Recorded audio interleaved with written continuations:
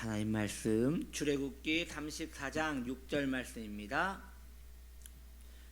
여호와께서 그의 앞으로 지나시며 선포하시되 여호와라 여호와라 자비롭고 은혜롭고 노하기를 더디하고 인자와 진실이 많은 하나님이라. 아멘. 오늘 말씀의 제목은 진실이 많으신 하나님, 진실이 많으신 하나님에 대하여 우리가 함께 은혜를 나눕니다. 하나님께서는 모세에게 자신을 계시하십니다. 하나님께서는 자신을 모세에게 알려주시기를 나는 진실이 많은 하나님이니라 라고 말씀하십니다. 여기에서 진실이란 이 원어는 에메트인데 그 뜻은 진리라는 뜻을 가지고 있습니다.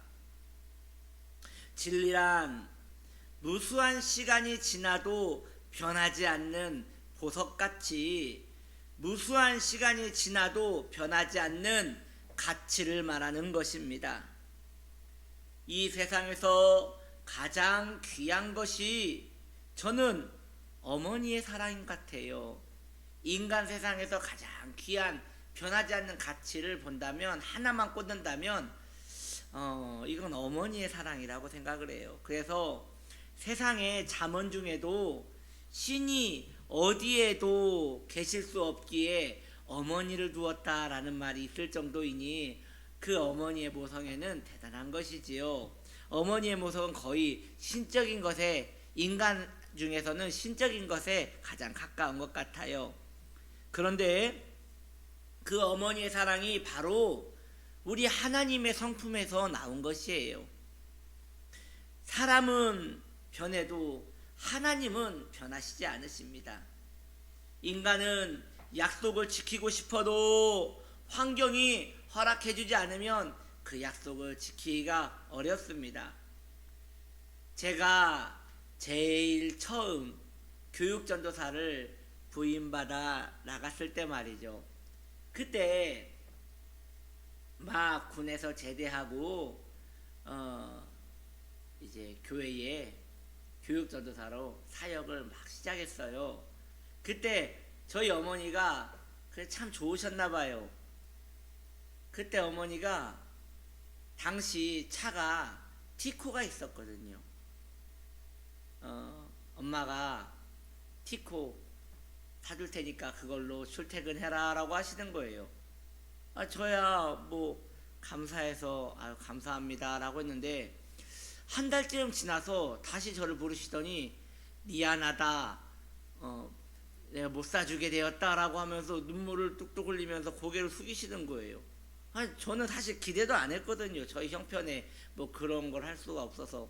나중에 알고 보니 어머니가 차를 사주고 싶으셔서, 그때 티코가 그렇게 뭐 비싼 차는 아니었어요. 그런데도 그 차를 사주고 싶어서 좀 친한 지인들한테 이렇게 손을 벌렸나 봐요. 좀 도와달라고, 빌려달라고. 근데 그 지인분들이 좀 형편이 당시 좋지 않아서 돈을 못 빌렸나 봐요.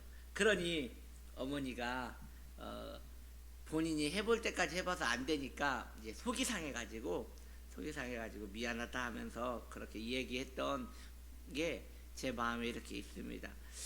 지금 생각해도 그때 어머니가 참 고마워요. 뭘 저한테 뭐 아무것도 오지 않았지만 그게 중요한 게 아니죠. 이 세상에서 누가 나한테 이렇게 마음을 써주겠어요? 누가 이 세상에서 본인 아쉬운 소리 하면서 그렇게 마음 써주는 사람이 누가 있겠어요? 그래서 그게 제게는 참 그 고마운 마음으로 어머니께 이렇게 있습니다. 그러나 그것은 그거고, 보세요 여러분, 이게 인간의 한계예요. 약속을 했지만 그것을 지켜줄 의지가 충분하지만 환경이 허락하지 않으면 그걸 해줄 수가 없는 것이 바로 인간의 환경인 것이에요. 그러나 우리 하나님의 약속은 여러분이요 변하지 않습니다. 우리 하나님은 약속을 기어코 지켜주시는 하나님이십니다. 할렐루야. 제가 그 아버지가 어린 시절에 돌아가셔가지고 그 홀어머니한테서 컸잖아요. 제가 은혜를 받고, 이제 은혜를 받은 것도 아니지요.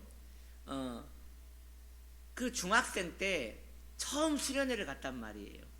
처음 수련회를 가가지고 그때 그 수련회가 어디였냐면 곡성 다니엘 수양관이었어요. 곡성에 있는 다니엘 수양관이었는데 그 지어진 지 얼마 안 되는 그런 수양관이었어요. 그때 박영문 원장님이 운영하던, 천국지옥으로 유명했던 박영문 장로님이 운영하던 그런 수양관이었는데 지금 이제 돌아가셨지요.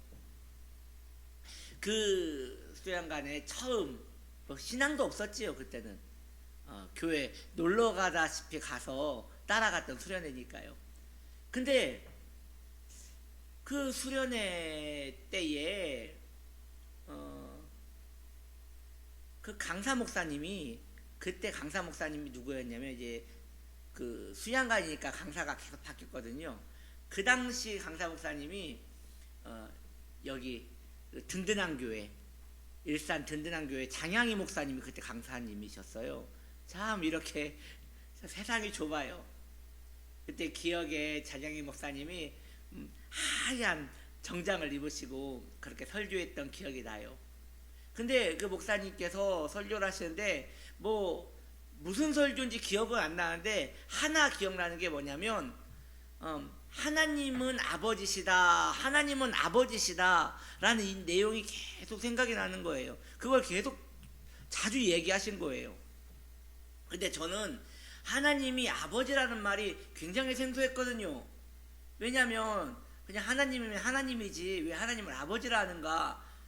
그때 그 예배가 끝나고 그 당시 수련회 교회학교 중등부, 그때 중고등부가 나갔었는데 이 중고등부 애들은 다 밖에 놀러 나가고 저는 뭔가 이렇게 마음에 호기심이 생기는 거예요. 아버지라고? 하나님이 아버지라고? 그래서 저 혼자 불 꺼진 그 기도원 바닥에 무릎을 꿇고, 그게 처음이었죠. 무릎을 꿇고 하나님께 기도하는 게. 그 강대상 그 밑에 바로 강당 그 마루 바닥에 엎드려서 진지하게 그때 기도라는 걸 처음 했던 것 같아요. 제가 뭐라고 했냐면 하나님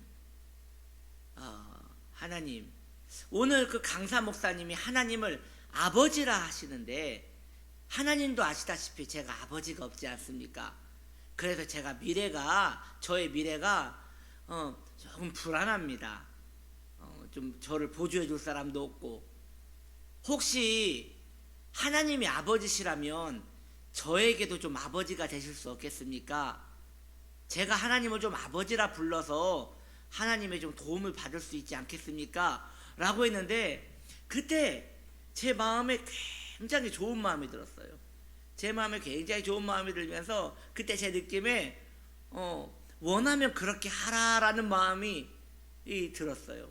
그래서 제가 그때 참 하나님이 정말 살아계시는구나, 이분은 그 하나님은 참 좋으신 분이시구나, 하나님은 아버지가 되시는구나. 그래서 그때부터 입이 달아지게 하나님 아버지 유난히 그렇게 아버지란 말을 많이 했어요. 왜냐하면 아버지 안 될까봐 아버지 그래서 막 예수 믿는 사람이 그렇게 아버지를 찾았어요. 그런데요 너무 감사한 것은 뭐 제가 그렇게 넉넉하게 살진 않았지만 중요한 때마다 하나님께서 늘 이렇게 돌봐주셨어요. 한 번도 그 아쉬운 소리 하며 살진 않았던 것 같아요. 하나님께서 자비를 베푸셔서 정말 아버지같이 이렇게 돌봐주셨던 기억이 나요. 그도 그렇게 당시에, 지금은 뭐 의무교육이지만 당시에 그 고등학교 등록금이 있었거든요. 고등학교 이렇게 돈을 뭐 그렇게 많은 돈은 아니었지만 그래도 몇십만 원씩 냈어요. 근데 저희 집에서는 그걸 내는 게 좀 힘들었거든요. 어머니의 말씀이에요. 그게 고지서가 나와서 그 돈을 낼 때쯤 되면 참 답답했는데 꼭 그때가 되면 어디에서 이렇게 그 돈이 들어와서 딱 그만큼 낼 수 있는 돈이 생겨가지고 그걸 주었다라는 말씀을 종종 하셨던 기억이 나요. 그러면서 너무 재밌는 게 제가 고등학교를 딱 졸업하니까 그 돈이 멈추더래요. 이걸 보면서 아버지구나, 아버지. 그래서 제 마음에 하나님이 길러주셨다라는 이렇게 고마운 마음이 있습니다. 여러분, 이게 무엇입니까? 그냥 지나가는 말로 그냥 하나님 아버지 저를 좀 돌봐주시기 바랍니다 라는 그런 고백을 하였고 제 나름대로의 그것에 대한 믿음을 가졌으나 하나님은 그걸 지나치지 않으시고 돌봐주시는 거예요. 하나님은 신실하셔서 그것을 끝까지 돌봐주시는 것이에요. 하나님의 약속은 변함이 없으십니다. 하나님의 약속은 온전하십니다. 그러기에 여러분이요, 성경을 읽으시고 성경에서 말씀하시는 바를 행하시면 그 말씀은 성취되는 것입니다. 하나님은 변하시지 않는 진리가 되시기 때문입니다. 너무나 변화무쌍한 세상이 아닙니까? 그래서 어떠한 이는 세상의 변화에 맞추어 기독교도 변해야 한다라고 말하는 이가 있어요. 일리는 있지만 굳이 그럴 필요는 없습니다. 왜냐? 진리는 변하지 않기에 진리이기 때문인 것이에요. 하나님을 믿으십시오. 그리고 하나님을 의지하십시오. 하나님은 우리를 실족시키지 않으십니다. 하나님은 우리를 신실하게 돌보시는 하나님이십니다. 거기에 우리 기독교에 변함없는 소망이 있는 것입니다. 그 소망의 하나님 의지하며 살아가는 이 한 날 되시기를 예수님의 이름으로 축복합니다. 기도합니다.